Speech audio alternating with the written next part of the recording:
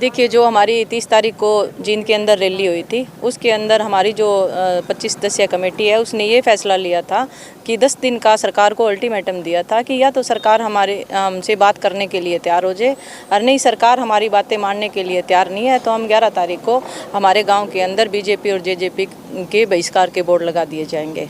तो ये दरबा से शुरुआत हुई है, बाकी गाँव में क्या अभी हाल है? नहीं, सारे जो भी है हमारे सिरसा डिस्ट्रिक्ट में और पूरी जगह ये बोर्ड लगने वाले हैं। ये अकेले सिरसा डिस्ट्रिक्ट में नहीं लग रहे, सारी जगह ही जो बीजेपी और जेजेपी के बहिष्कार के बोर्ड लगेंगे और आपको हो सकता है कल भारी संख्या में ये बोर्ड देखने को मिले। अभी भी कुछ सरपंच यहाँ पे पहुँचे हैं, कितने गाँव की आपको खबरें मिल रही हैं कि विरोध का ऐलान कर दिया गया है? हमारे जो नाथुश्री ब्लॉक से पूरा विरोध का ऐलान है और हम किसी भी कीमत पे बख्शने वाले नहीं हैं, क्यों सिरसा डिस्ट्रिक्ट में जो कुछ होगा वो सरकार की समझ में नहीं आने वाला। कि आगे भी जो जनसंवाद हुआ 3 दिन सीएम की भी हमने नींद उड़ा दी, तो आज गृह मंत्री की भी नींद उड़ा के ही छोड़ेंगे।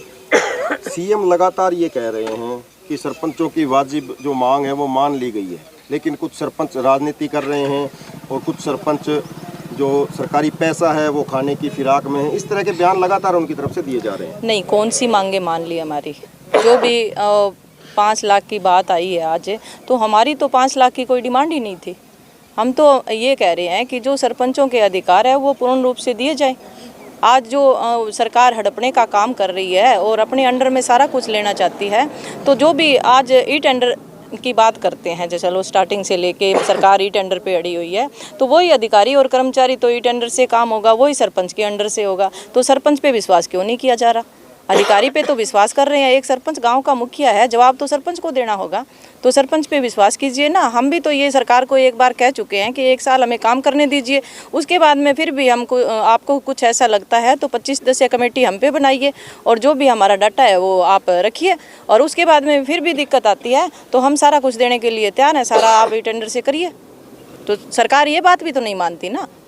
18 तारीख को अमित शाह गृह मंत्री हैं, भारत के सिरसा में आ रहे हैं, रैली करेंगे, आपने भी ऐलान किया है विरोध का, क्या कहें? पक्का विरोध करेंगे, किसी कीमत पे पीछे नहीं हटेंगे। और जहाँ तक पहुँचा गया हमारा, क्योंकि हम एक सरपंच विरोध नहीं कर रहा। आज के दिन जो आम कर्मचारी है, अधिकारी है, किसान है और भी महिलाएं हैं, जो महिलाओं के साथ हो रहा है तो वो आपके सामने है सारा कुछ। क्योंकि सरकार अपनी तानाशाही नीतियों पे उतरी हुई है। जो आज एक महिलाओं की नहीं हो सकती, लड़कियों की नहीं हो सकती, तो वो सरकार किसी की नहीं हो सकती। जो भी हमारे जो देश का गौरव है, हमारी बेटियाँ, उनको पैरों के नीचे कुचला गया है और किस तरह का उनका हाल किया गया है, ये आपके सामने है सारा कुछ। सरकार सिर्फ है दबाने का काम कर रही है और इनकी जो मंशा है वो कोई काम करने की नहीं है। 18 तारीख को क्या रणनीति आपकी रहेगी, क्योंकि ज़्यादातर सरपंचों को लगता है नज़रबंद कर दिया जाएगा?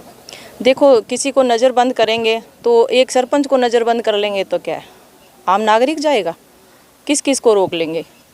क्योंकि जो रैली स्थल है वहाँ तक हम पहुँचने का काम करेंगे।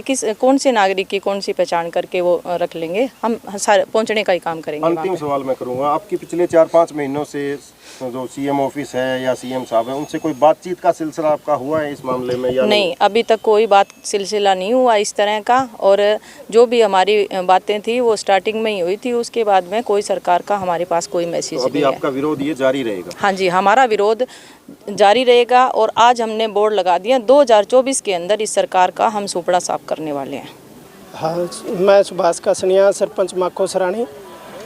आज हमारे पूरे हरियाणा सरपंच एसोसिएशन ने बीजेपी और जेजेपी का पूर्ण बहिष्कार का जो हरियाणा में ऐलान किया है, उसके अंतर्गत हमारे सिरसा ज़िला में लगभग 8-10 गाँव में आज शुरुआत हुई है। ये चेतावनी बोर्ड लगने शुरू हो गए हैं और सभी गाँव में बीजेपी जेजेपी का पूर्ण रूप से बहिष्कार होगा। जहाँ भी जिस प्रकार का इनका प्रोग्राम होगा उसमें सरपंच ही नहीं, आम ग्रामीण, किसान, सभी वर्ग के लोग पूर्ण रूप से इनका बहिष्कार करेंगे। इसके साथ साथ 18 की जो अमित शाह की रैली है उसका भी विरोध आपने ऐलान किया है?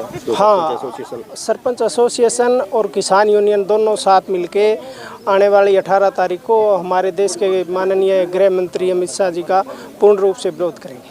मैं सत्य प्रकाश बरेटा, सरपंच गांव नारायणखेड़ा से। आज हमारे सरपंच एसोसिएशन ने पूर्ण रूप से बीजेपी के बहिष्कार का ऐलान कर दिया है और पहले भी किया हुआ है, क्योंकि जो इस तानाशाही सरकार है ये किसी वर्ग की सुनवाई नहीं करती। अकेले सरपंच पे नहीं है, ये जो हमारे चोपटा यहाँ लगता है, मंडी लगती है, चोपटा नथुरी चोपटा या ब्लॉक लगता है, यही तहसील लगती है।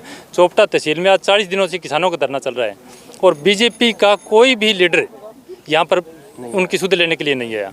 ये एक बहुत ही बड़ी बात है कि किसानों का धरना और किसान बेल्ट, इसमें कोई बीजेपी का कोई लीडर नहीं आया। छोटा मोटा आ जाता तो ये तो होता भी कि सुध तो लिए, किसी ने नहीं लिए।